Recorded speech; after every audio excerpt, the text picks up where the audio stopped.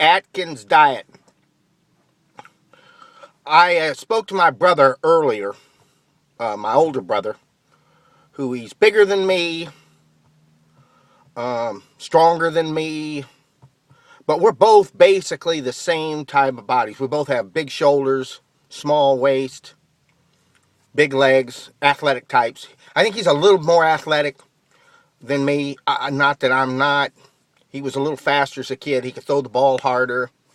But I mean, we're still basically the same types, whether he's a little bit ahead of me, 5% in a big scale or whatever it is. You know, he could have started as a quarterback. I never could. But I can sing and I can do a lot of things and do a lot of things that he can't. So it's all cool. But anyway, what I'm trying to say is he has the same basic structure and the same genetics that I do. So I'm recommending the Adkins diet to him. Why? Number one, lots of people know about the Adkins diet. So there's all kinds of people around. If he says, hey, my brother told me about Adkins. Is this okay with Adkins? And there are people that explain it to him. And of course, there'll be some dissuaders, but most of them will say things like, hey, I lost a bunch of weight, but I missed my carbs. Which, I have an answer for that. But let me just spell it out in a couple of minutes. We are Americans. We are hooked on carbohydrates. Okay? We're hooked on wheat. We're hooked on sugar. And so forth. At a cellular level, we get, when we eat these carbohydrates, we have insulin surges, we have dopamine or whatever. I may not have the right stuff. But when we eat this food, we get happy things coming out of us. Some of us say in sugar, they even say that some of the stuff is similar to what cocaine and heroin does. Okay? But suffice it to say, we're hooked on this stuff. And at another level, the blood sugar is what fuels our brain. So a lot of nutritionists say you can't be without carbohydrates because your brain needs food. Well, we know that Eskimos don't eat any carbs. We know there's certain African tribes that eat a high meat diet and don't eat many carbs. And they do very well. They have very little heart disease. They do very well. So we know this. And I'm also not recommending this to my brother, saying that he's never going to eat carbs. My point is, he needs to get to understand how his body works. So, what happens? Mr. Adkins put people on a high meat diet. He told them they could eat all the meat they wanted, all the butter they wanted, all the whatever they wanted, all the meat products, all the fatty products they wanted. And he said they could eat one salad a day.